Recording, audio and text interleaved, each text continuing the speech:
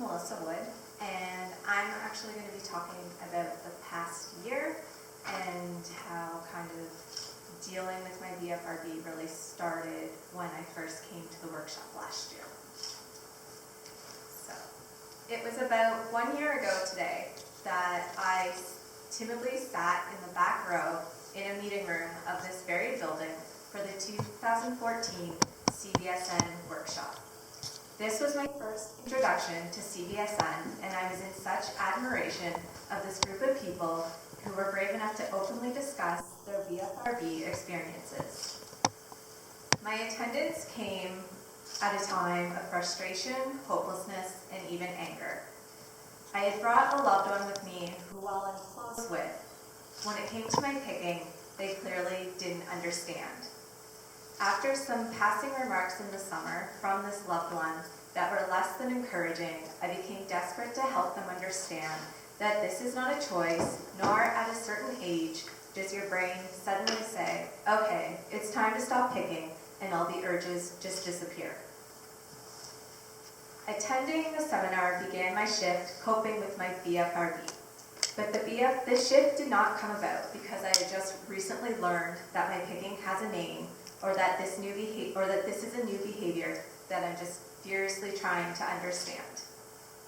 My picking has followed me for about 28 and a half years, and my earliest memories of my picking are not my own, but stories my mother had told me of picking as early as a year and a half and having to cover me in Band-Aids.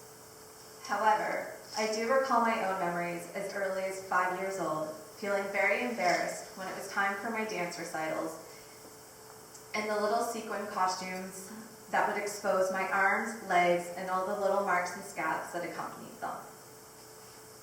And actually, I had heard the word dermatillomania about 10 years ago and thought, oh, that is an interesting word, and carried on my way because I felt like it was just something I had to deal with and hide the best I could.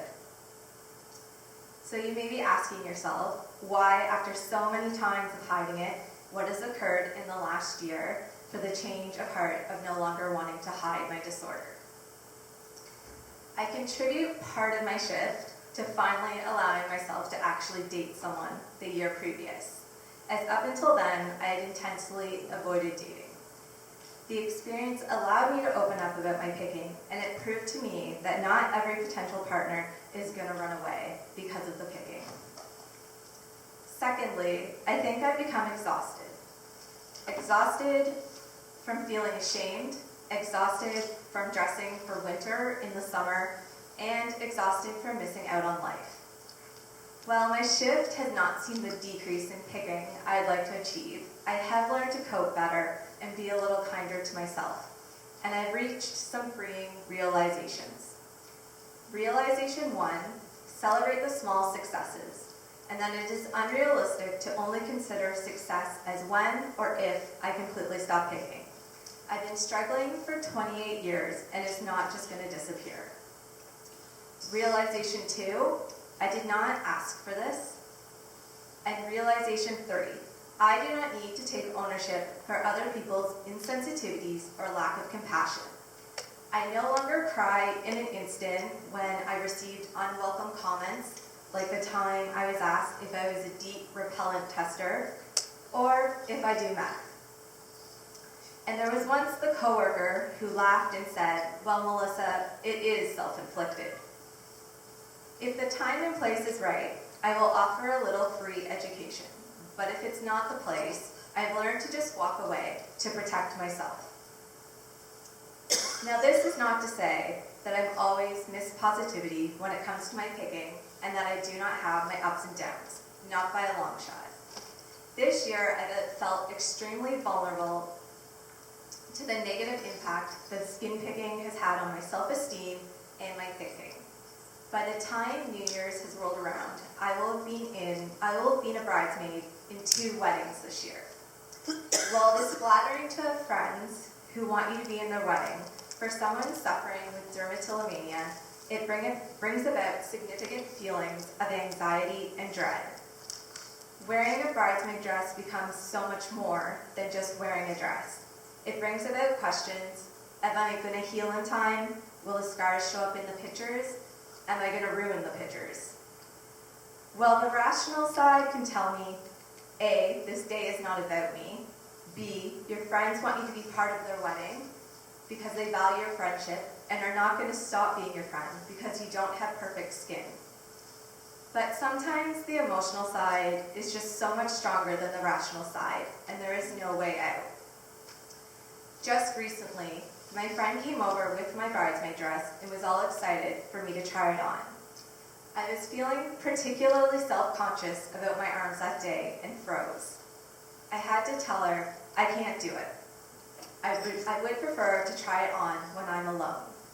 Luckily, she respected my decision, but I also could tell she was a bit disappointed because she was excited to see the dress. The dress hung in my closet for 6 days before I had the courage to try it on, and naturally, I zeroed in on my arms and instantly felt sad. But then, on brighter days, I remember I've already been in one wedding, and the day came and went without my skin having an effect on the day. Secondly, I've committed to being in the wedding, so I might as well enjoy it and stop worrying because it's not going to make things better. So, if I could go back in time and speak to the Melissa who was here last year and tell her, you will be standing in front of a crowd next year sharing your story, I would shake my head in disbelief and say there is no way I will ever be confident enough or secure enough to share my story. However, I'm so glad to be proving my 2014 self wrong. I will admit I've been shaky and nervous thinking about public speaking, but every time I share my story, I feel a little lighter.